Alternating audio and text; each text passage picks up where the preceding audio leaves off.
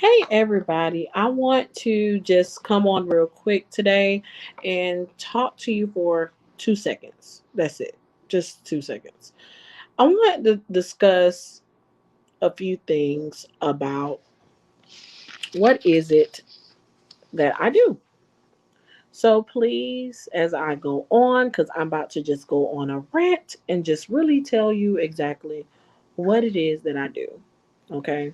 So I had a great presentation, but my laptop sort of died on me, so I wasn't able to go on. If you come in, just tell us where you're from, what you're doing. This is broadcast on via Mickey Brockton platform. So listen. I just want to tell you that most of the time when we get into grants, we are not prepared for the filing of a grant. So I want to help you get prepared on today.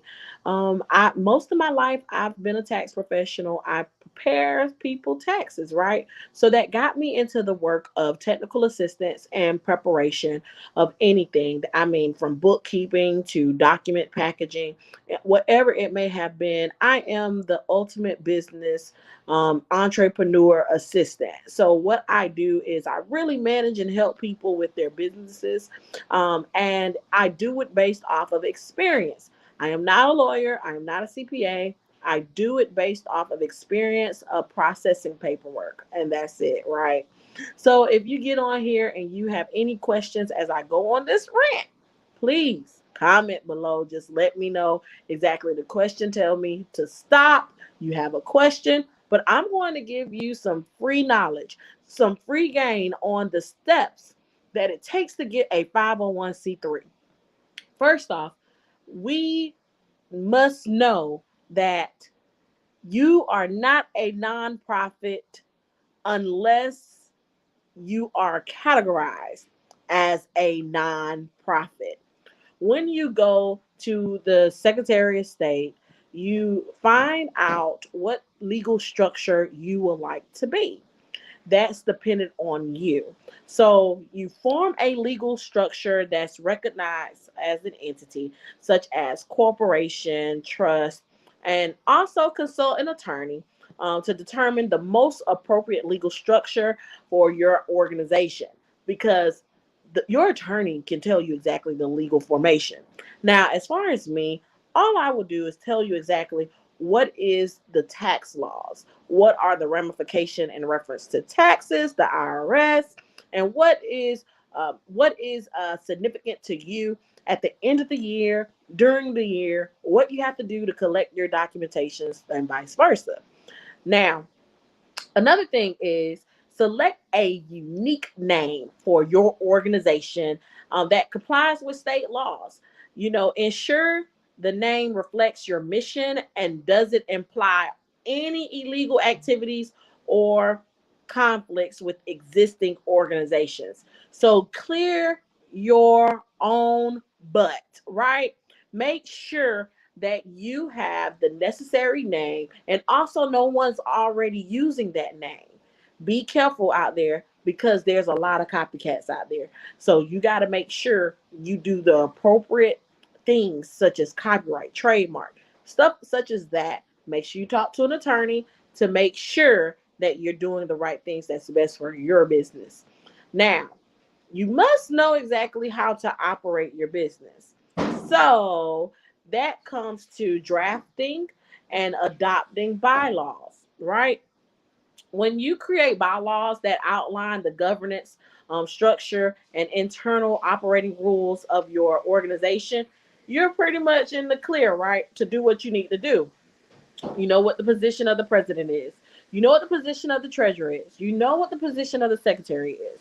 Then, once you get that structured, and also how often are you going to meet? What is the rules and regulations for ins and outs within your business? What's the rules and regulations for putting someone else in place when someone's not available? What to do? This is the purpose of your bylaws because business must go on if you're not there. So bylaws typically cover areas such as broad composition, officer roles, meeting procedures, and decision-making processes. Appoint board of directors, right? I know sometimes we like to all just pick family members to be on the board so nobody won't vote you off.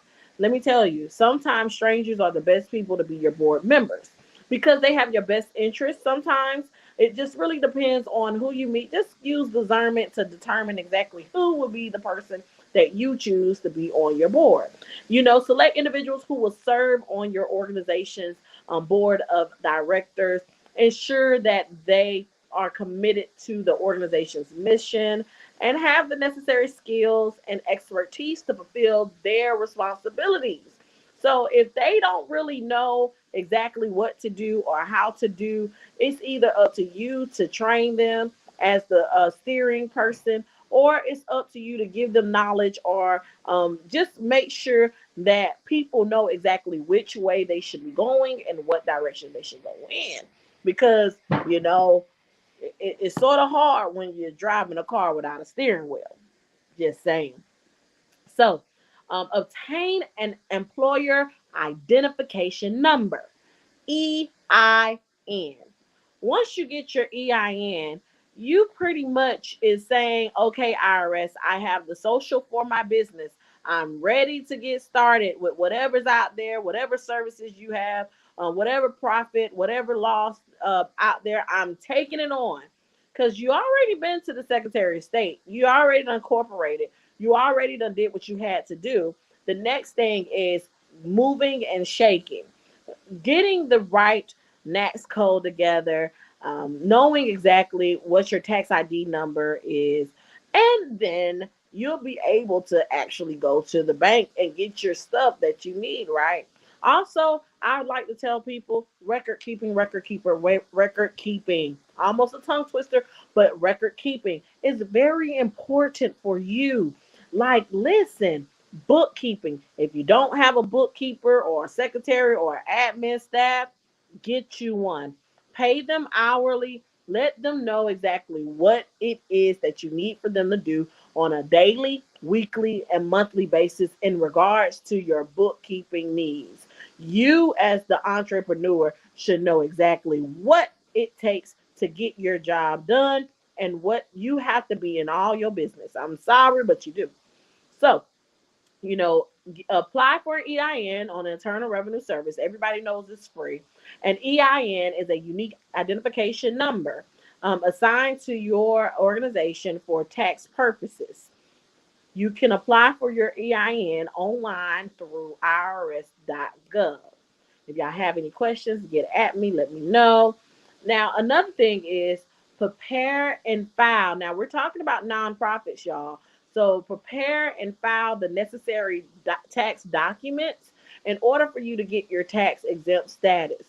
But you also have to know exactly what's the ramifications and qualifications for you to be able to apply for the status of exemption, right? So there's different types of forms out there that you can file with your 501c3 in order to get your tax exempt status. Um, you must know that your application has to be detailed and comprehensive, and also it requires about your organization activities. So if you don't even know what one activity that you're going to do in your organization, it's time to write it down. At least start from the smallest thing. If you're going to pass out things to people in the community, low income, underserved, you need to write that down. If you're going to build, you need to write that down. Whatever it is that you're going to do, whatever first project that you're going to have, you need to make sure it's aligned with your mission, your purpose, and your values. Also, make sure you pay your filing fee. So there's different filing fees out there for your form. If you don't pay your filing fee, you won't be able to submit your forms. So then also, the next thing is wait for the IRS review and determination. So that takes months. It takes 3 months in order for you to even get a synopsis of knowing what is going on with your IRS documentation. Also, sometimes it takes longer. It really depends on the IRS. After submitting your application, the IRS will review and determine whether your organization qualifies for tax exempt status. This process may take several months, and the IRS may request additional information for clarification purposes, or whatever they may need. So if you have any questions, please jot it down below. I'll be glad to communicate with you. or let you know exactly what we can do to help you. And just make sure you fulfill any additional requirements depending on your organization activities and structure. There may be additional requirements to fulfill at the state or local levels, such as registering with the state agencies, obtaining necessary license or permits to do what you're doing. So listen, stay legal, keep records, and make sure you always remember Mickey Brockington is here to help you get to where you need to go. So I want to make sure you get to the next level within your business. And also, you know exactly what to do, how to do it. And like I said, I'm not an attorney, I'm not a CPA, I'm just a doer. When you sit there and you go back and you just think on all the things that you need done and you don't have anybody to push you, call Mickey. Because at the end of the day, you need that push to get you to the next level, but also you need the right push. You don't need people to tell you just anything just so that you can get to the next thing real quick. You need somebody to tell you the right things. I love to research. I just love to read. I love to go in and figure out exactly how to do something or what to do. And then what I let you do is go to your attorney or CPA with this information. So I'm working on your behalf. I have hourly rates. I also have consulting fees. And so that depends on exactly what you would like for Mickey to do. And also, just go ahead and go to www.calendly.com /Mickey Brockington. You can go there and schedule an interview with me today, tomorrow, whenever the next best time for you. And once you go and schedule that interview, we'll have a clarity call. We'll know exactly what we're getting into and what we're doing and how I can best fit you and how you can best fit me. So let's go ahead and get that done today. And if there's any additional information that you may need from me, just go to our DM page and DM us. But I'm glad everyone who was able to get on this 15-minute video just to tell you exactly how to get started. Everybody, system of award for more management is necessary in order for you to apply for almost anything out there. So make sure you get your sounds today. Y'all have a great day and stay blessed.